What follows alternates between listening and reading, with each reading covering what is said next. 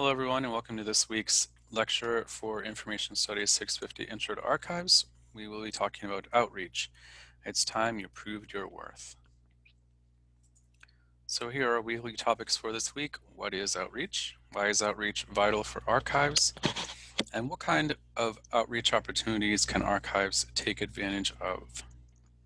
So we're looking at 4 of our course objectives for this semester during our lecture this week. Okay, we'll start by looking at a couple of definitions of archives, or archival public programming as the currents chapter refers to it. So this first one from the essay Glossary of Archival and Records Terminology is a little weird. But there are some interesting things to kind of pull out of this kind of interesting definition here.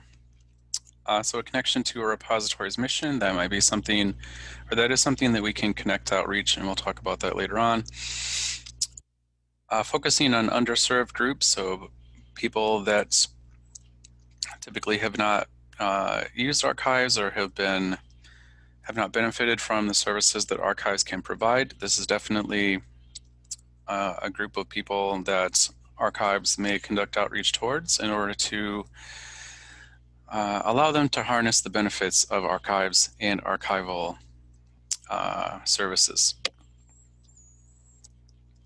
And again, the idea of tailoring outreach to meet the needs of underserved groups so that ideally they are more likely to use archives in the future. The McCausland definition of outreach or archival public programming is a bit more straightforward. So the means by which archives present themselves, their collections, and their services to their audiences.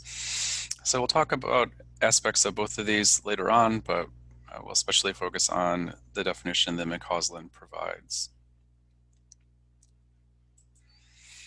Okay, so to jump off of the McCausland definition a little bit, outreach essentially highlights the different collections and services that archives provide. And so related to this are a couple questions. So which collections do archives highlight? You know, they can't highlight every collection that an archive has, so there has to be some thought about which collections an archive is going to highlight. And then also, how are these collections highlighted? So which types of outreach do archives engage in order to highlight collections?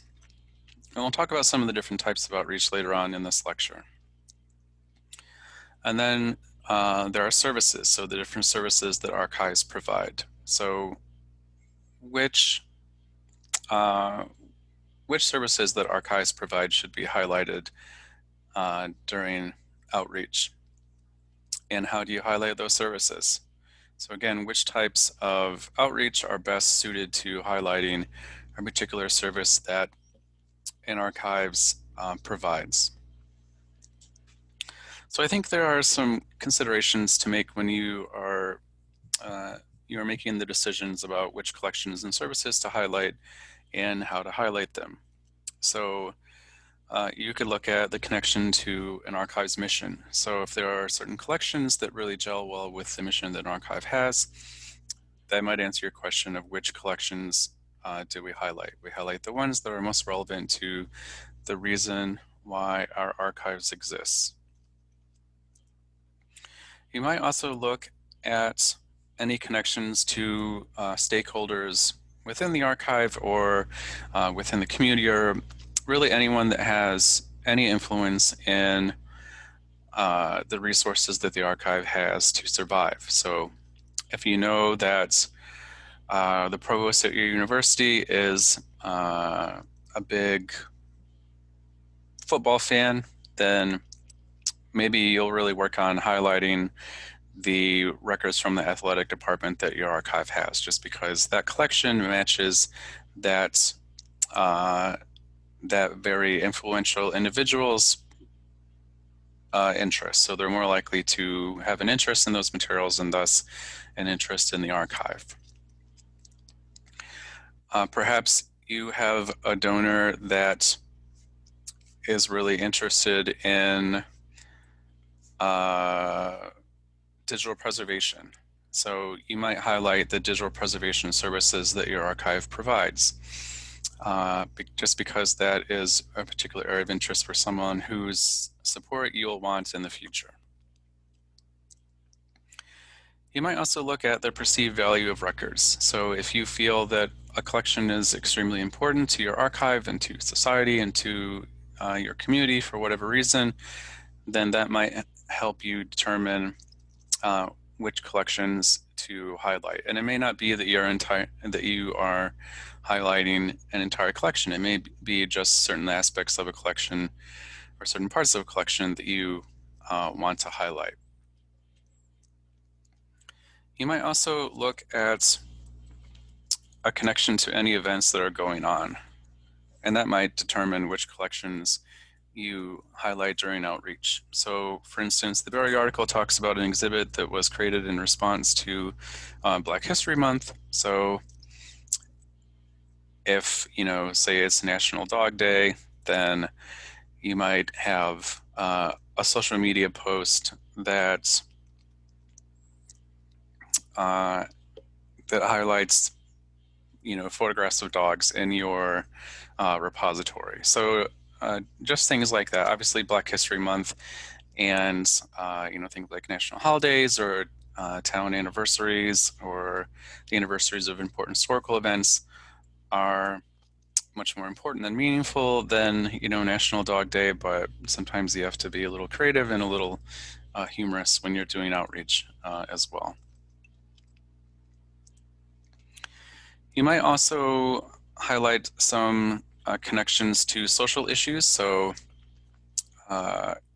with the recent Black Lives Matter protests, that might be a good reason to argue for highlighting any civil rights collections that your repository might have. Things like if there's an election going on, or really just kind of taking the temperature of what's going on in society generally and attempting to highlight the different collections or records that your archive has that really resonates or adds a different nuance or perspective on what is going on in your community, in your state, or in the world as a whole. Kind of relatedly, you might want to have some connection to local history. So if you have collections that highlight an aspect of local history, it's always good to connect with people in your community. And it's likely that you might be the only archive or one of a few archives that have records that might be related to a particular town or a particular area. So that's a resource that you can really highlight to members of your community, just to show them that, hey, we have these materials that document our community's history, and are you interested in coming to look at them? And sort of relatedly unique content. If you have content that is just unique and can really kind of capture the imagination of people, then that's certainly something that you want to highlight as well. So that examples might be papers of a very influential person in popular culture or in history that is fairly well known, and you might be the only archive that has Alexander Hamilton's papers or Stan Lee's papers. That's something that your archive can really highlight as well.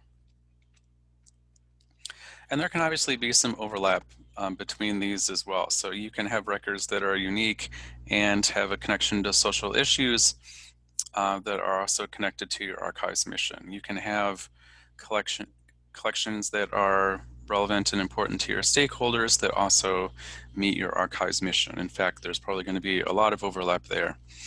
So ideally, you're going to highlight collections that that can meet a few of these different criteria. And services as well. Maybe your archive is the only archive that has weekend hours in the area. So that's something that you can highlight as well and say, hey, we're open on the weekends. Other archives in the city or in the community aren't open on weekends. So that's sort of a unique thing about our archives. When you're looking at how, as we'll talk about later, you just want to conduct outreach in a way that it is most likely going to overlap with things that the people you're trying to reach out to are already doing. So if you are trying to reach out to students at a university, having outreach done through social media is probably a pretty good way to do that. Or conducting outreach to a community of genealogists by going to genealogy conferences and not really trying to reinvent the wheel, but rather conducting outreach along a path that people are already taking. And we'll talk a little bit more about that later on.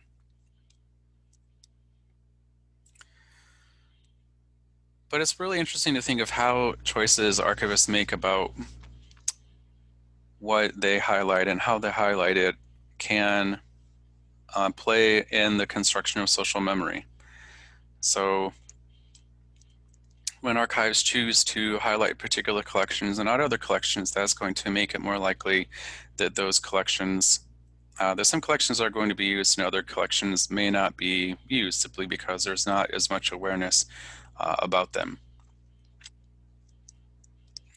And so that can result in certain perspectives and certain voices being present in society and in social memory and being used in things like documentaries and academic articles, and other voices and perspectives left out simply because archivists chose to highlight some collections or some records within a collection and chose to leave other collections more in the dark. So that really resonates with a type of curatorship in archives, the creation by archivists. So again, these choices can result in the public perceiving of records in a particular way. They may think, well, the archives didn't really highlight this collection in their social media or in the exhibit that I looked at, so it must not exist, it must not be important, so I'm just going to kind of ignore it. Another interesting one to look at is creation by activators. So one thing that an archives can do during outreach is to highlight the uses of archives by activators. So highlight the fact that your archives have been used in 6 academic articles in the last year, or that your archives have been used in the creation of a documentary or a book. And so that's one way in which activators may influence what archives highlight during outreach, and that can be a pretty influential factor. If archivists see that collections that the activators are using a particular collection or a particular type of record, then that may lead them to highlight those records more or highlight similar records. So it may, the use of archives may influence which records archives highlight when conducting outreach. And that, of course, can use to more use. So it can almost become kind of a cycle where researchers use a certain collection and archives highlight those uses or decide to highlight similar collections based on those uses, and that can result in those collections being used even more, and it can create a a bit of a cycle there, which is interesting to think about.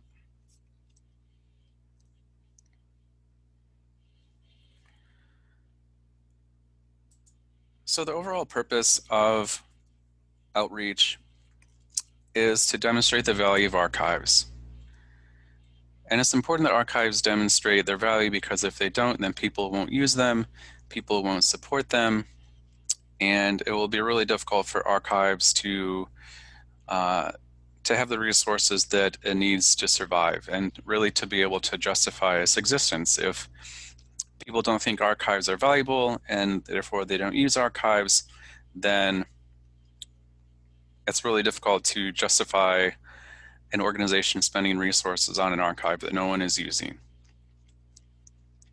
If the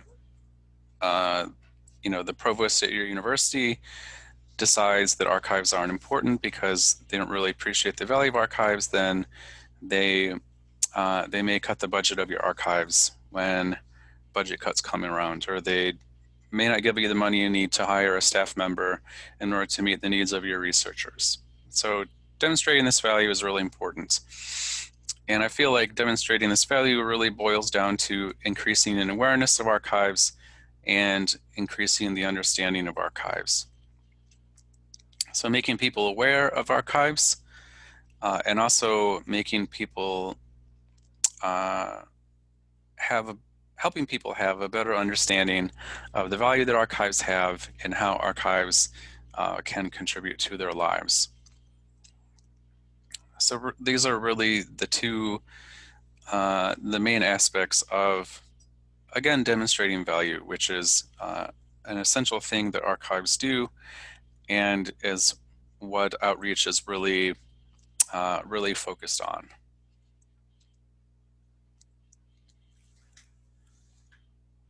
And archives can demonstrate value by engaging in a variety of outreach types. And this is not by any stretch of the imagination an exhaustive list of the different types of archives or outreach that archives can engage in. There's some not listed here, which are mentioned in our readings for this week, but just some examples. So exhibits is a pretty common one for archives. Social media is very common. Instruction, so having a classroom or university come into the university's archives to learn how to use archives or to use archives in an assignment that they're working on. More one-on-one types of outreach, such as an email or a meeting with a particular individual. Collaborations is a really interesting one, and one that our Barry article for this week talks about. So collaborating with activists, collaborating with historians in order to perhaps improve the services that the archive is providing. So maybe you have a member of a community help your archive describe their community in finding aids or in an exhibit. So again, the Barry article is a really good example of this. There was an exhibit that was created that was essentially, very racist and at the very least very kind of out of touch and insensitive. And so that resulted in the archivist working with an activist in order to change the focus of the exhibit and create an exhibit which was much more engaging and much more reflective of fact and the actual experiences of people that were enslaved. And also research services. So as I talked about earlier on in this course, reference services or research services can be one of the best ways that archives can demonstrate their value by connecting members of the public with information that they value and that they have some use for. So this is just a great way to demonstrate the value of archives.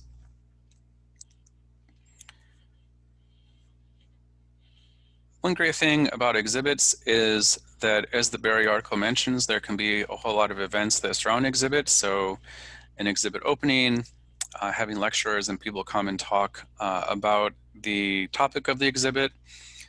So that can certainly be a powerful way to improve the understanding of archives and the richness of the materials found in archives. Things like social media might be a little more superficial, but just because they can be so broadly applied, can be a great way to increase the awareness of the archive through things like Facebook posts, tweets, Instagram posts, and so on. So really all these things can be done, all these different types of outreach can be great ways for an archives to not only let people know that the archive exists, but also help them understand or help them perceive the value that archives have in society.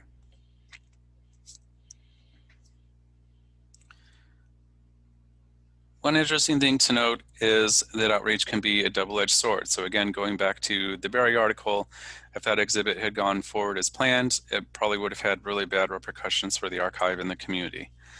If social media posts, have things like dead links or misspellings or other issues that make them seem less professional, or maybe they're just boring, or they use language which is offensive, that can be really bad for the archive. If instructional sessions don't go well, then that can result in the students that attended the instructional session and the instructor that worked with the archives to have the instructional session happen.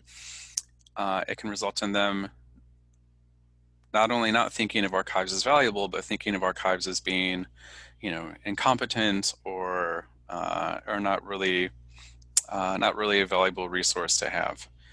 One-on-one meetings, if you go to a meeting with a provost or a department head and you're kind of stumbling over your words, or you're not dressed professionally, or you just leave a bad impression of the archive, that's obviously not something that's going to help you. If a collaboration goes wrong, if a research request goes wrong, then it can really damage your archive's reputation, and it certainly won't help your archives demonstrate its value to people who the archive may well be depending on for support in the future. So it's just so important that outreach is planned and that is carried out by people who are able to do it competently. It didn't sound like the person who created the original exhibit that the Barry article talks about was necessarily the most qualified person to create an exhibit about the experience of people who were enslaved. So competence is important, and you definitely want outreach to present your archives in the best light possible. And so you just have to have people conducting outreach that are capable of doing that. Or not only will your efforts not be helpful, but they may actually be harmful to your archive and its possible long-term survival.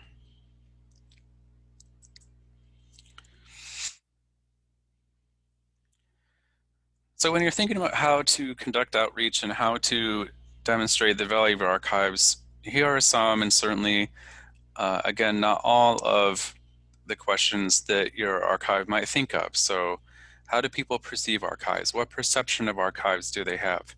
And this is something that the Patterson article for this week explores. Do people think that archives are valuable? Do people think that archives are sort of dusty tomb-like repositories filled with, introverts with moth-eaten clothing? And how do we work against negative perceptions that people have of archives, and how do we support the positive perceptions that people have of archives? What do people understand about archives? What do they understand about the services that archives provide? Do people really understand the value that things like digital preservation or reference work provide to the public? If not, then maybe those are things that we should use outreach to try and highlight and to try and fix that perception. You want to think about what value do archives provide, or what value does your archives provide, because that is what you want to promote. You want to promote why your archives is valuable, how your archives helps people within your organization, within your community, you know, how is your archives a positive and valuable force in the world? Related to that, you might want to think about what archival services are important to the public. A lot of people resonate with preservation, and a lot of people understand preservation as being a resource that the archives provide. So that's something that is really easy for people to understand, and it's a really valuable thing for archives to promote during outreach. You know, here's what we're doing to help preserve the history of our community. That's a really powerful way to demonstrate your archive's value. You know, other services might not be as important with the public or might not resonate with them as much. You know, oh, we have, you know, a drawer full of microfilm. Well, okay, people might not really know what microfilm is or value microfilm, and so that might not be something that resonates with them quite as well. You'll also want to think about how do people interact with archival services. So really trying to understand what leads people to archives. And again, you want to place your outreach efforts kind of along that path. If you see that people are coming to your archives from Wikipedia, then you probably want to try and have citations to your archives in Wikipedia as much as possible. If you see that people are being referred to your archives through academic articles, then it might behoove you to reach out to academics in a field related to collections that your archive has, and just make sure that they're aware of your archives and aware of you know, possibly valuable collections that your archive has. And a big one is to think about who should outreach be geared towards. So do you want to focus your outreach more towards the general public, or do you want to focus your outreach more towards specific individuals that are more likely to have more control and influence over the success of your archives? If you have a particular person in mind that you want to conduct outreach towards, then that will go a long way towards helping you decide which collections to highlight, which services to highlight, and how to highlight them. If you are trying to reach out to, you know, an older person that is interested in photography, then it's probably not going to be very useful for you to reach out to them by highlighting your, you know, ornithology papers that you made available through your online collections. It's just not going to be something that is going to resonate with them or interest them or make them want to support your archives. So it's important when you're conducting outreach to have data about who your researchers are or who you want your researchers to be. And that really allows you to answer these questions as much as possible. So the more you know about your community, or the more you know about people who may have some interest in using your archives, the more you'll know what services your archives provide that they value. The more you'll know about how they interact with archival services, the more you'll know about their perceptions of archives. So this is where having researcher data is extremely important. So we talked about the importance of data when we talked about reference and the importance of having reference data. This is another example where having information about your researchers can be a very important ingredient in having your archives conduct outreach in a way that is targeted and effective, and outreach that really meets the goal that your archive has. So, you know, answering all these questions really does suggest that archives should be a targeted activity. It's not something you typically want to do just kind of, by your gut or sort of shooting from the hip. It's something that you want to do based on the goals of your archives and the data about your researchers or potential researchers that you have.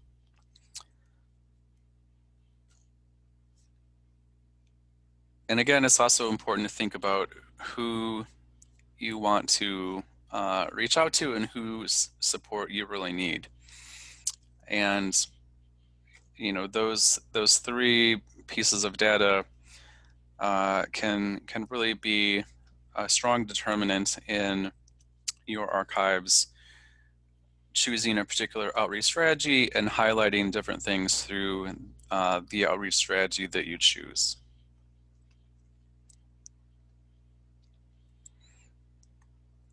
So there's a strong connection between outreach and advocacy. Generally speaking, advocacy is the process that your archive goes through in order to gain the support of people who have influence over the resources that your archives receives.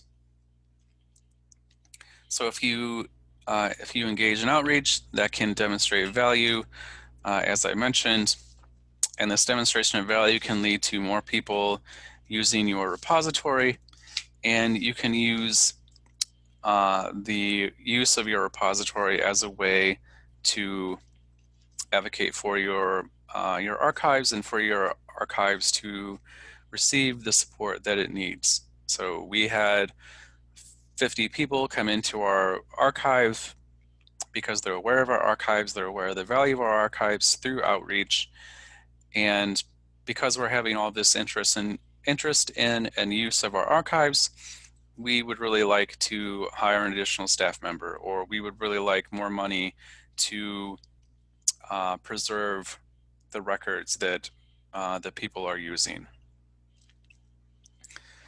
So without outreach, it's going to be difficult for your archives to demonstrate the value of the archive and of the services that archives provide, and that's going to make it more difficult for this use to take place, and that can make it much more difficult for your archives to advocate on its own behalf.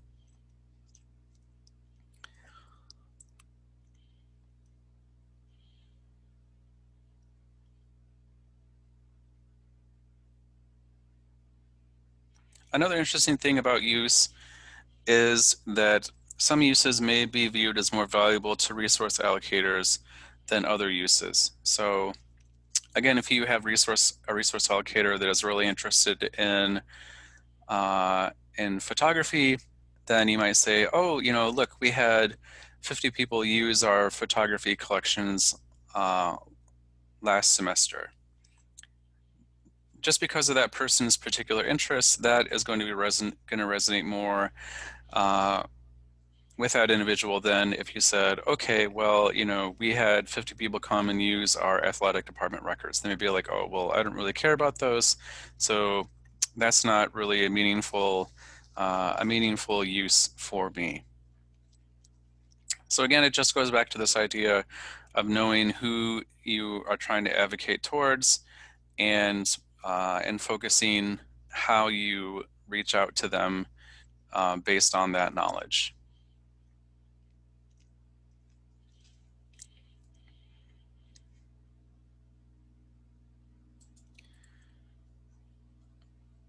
Advocacy can be an extremely important thing for archives. The more successful you are at advocacy, the more resources you are going to have for carrying out the different services that your archive provides. So successful advocacy can lead to more money to do appraisal. So we talked about how complex appraisal can be, how it can be really resource intensive, and we've also talked about how valuable appraisal can be for an archive. So good appraisal can really support a lot of the functions that archives engage in, but it takes money, it takes staff time. And so good advocacy can result in archives having the resources that they need to do this good, solid appraisal. Advocacy can give archives the resources that it needs in order to answer reference requests in a timely and effective manner. Advocacy can help archives have the resources to carry out preservation, and especially digital preservation, which, as we discussed, can be very resource intensive. Advocacy can be used to help archives provide access to their records in a way which is really beneficial for researchers. So if you have access to resources, then you can develop online collections which are really useful for researchers and contain some of the features that we talked about when we discussed online access. Advocacy can lead to your archives having more time and resources to engage in processing, which describes materials to a deeper level and reflects the true nature of a collection instead of just being extremely broad and not very detailed simply because the archives doesn't have enough staff members or enough resources to engage in deep and meaningful processing. So advocacy is kind of interestingly enough a topic that many archivists feel to be kind of outside of their core duties and outside of their daily responsibilities, but it can be one of the most important things that archives engage in. And I really feel like it is a core part of an archivist's duties and responsibilities simply because it can help archives have the resources that it needs to carry out the important functions that an archives is responsible for. And again, the better these things are done, the better the archive will operate, the more able an archives is to demonstrate its value. So if you do reference in a very poor way because you don't have the resources to do it well, then that's not going to really reflect well on your archives. If you're not able to process collections deeply because you don't have the resources, then that may make it more difficult for you to demonstrate the value of your archives. If you don't have online access that is very helpful or very broad, then that's not going to reflect well on your archives. So advocacy is just extremely important. And outreach, which supports advocacy, is a key part of having a successful advocacy strategy.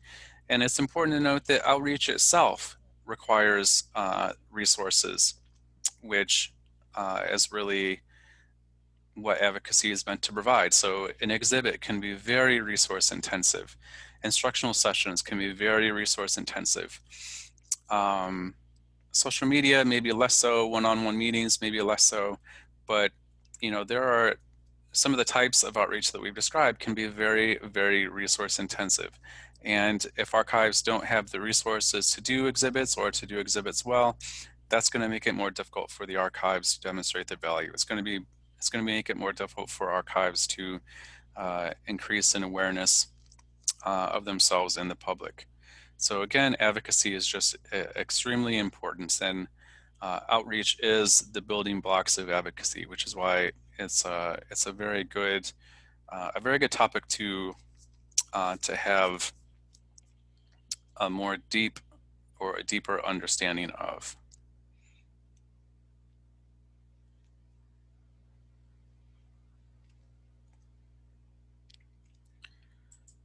So let's talk about some of the connections between outreach and some of the different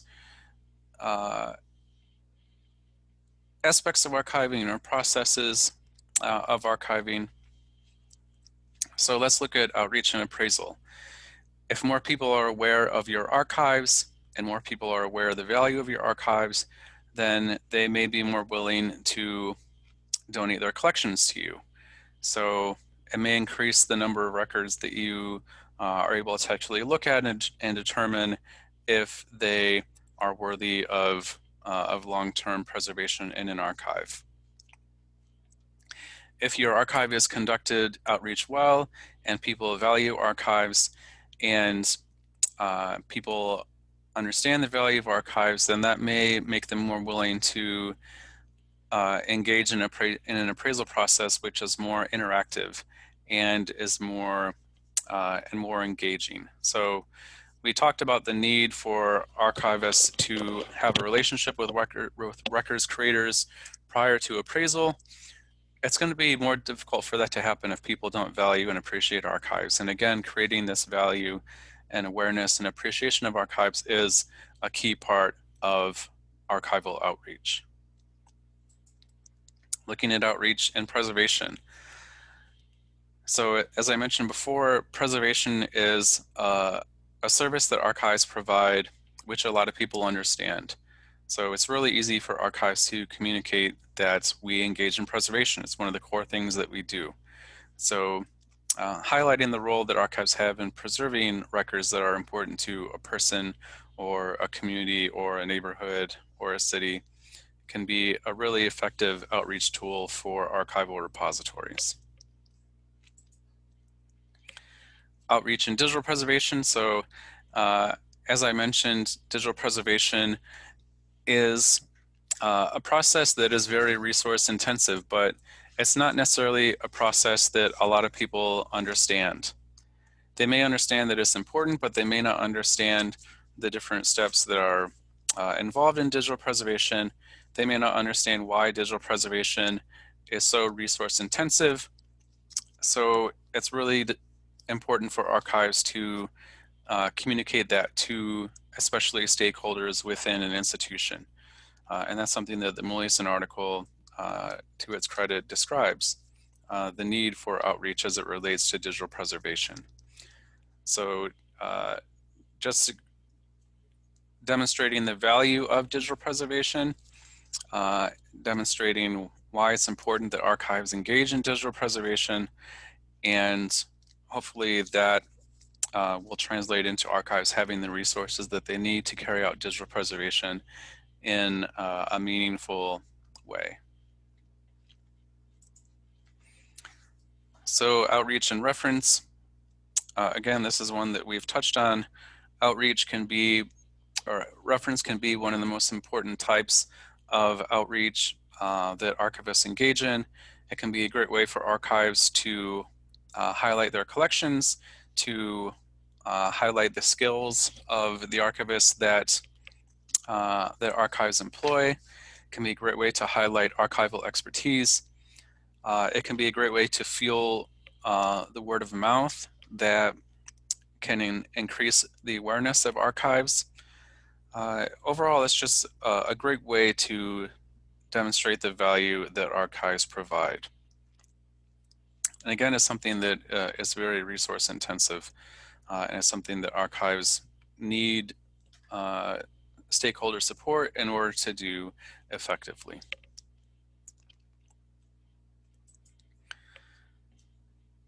And finally, we'll connect outreach to social justice. So something that we haven't talked about in this course yet, but we'll discuss later on.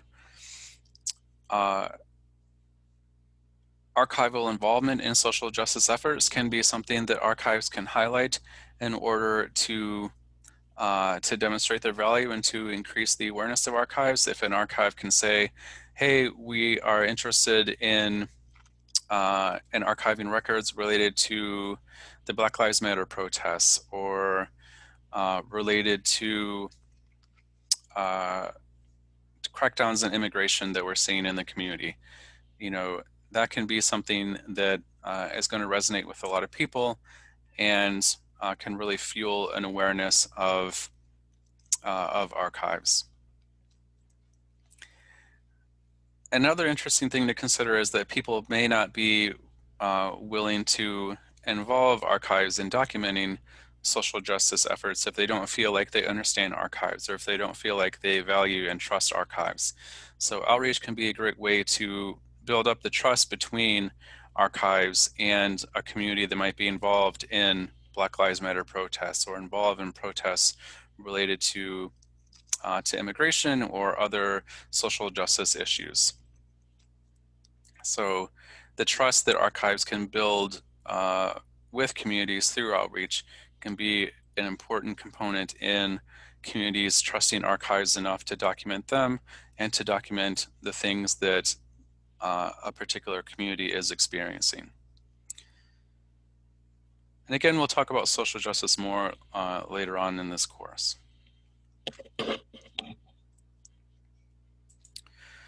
Okay, so we'll stop there.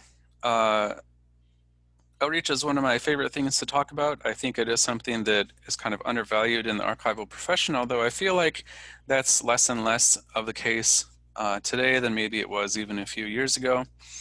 But especially in times when archives are struggling, great outreach can be the difference between survival and death. It can be the difference between an archives having the resources that it needs to thrive versus being in a situation where the archive is just kind of struggling along and doesn't have the resources that it needs to meet the needs of its researchers, which you know, is a difficult thing for an archives to endure, and not a situation which is going to uh, likely result in the archives being able to right the ship anytime soon. So it's just incredibly important that archives do engage in outreach and really build up the building blocks for an advocacy strategy, which is going to result in them having access to the resources that they need to carry out the very, very important functions that archivists engage in. So thanks for listening. As always, please let me know if you have any questions, and I hope that you're having a great week, and please stay safe out there.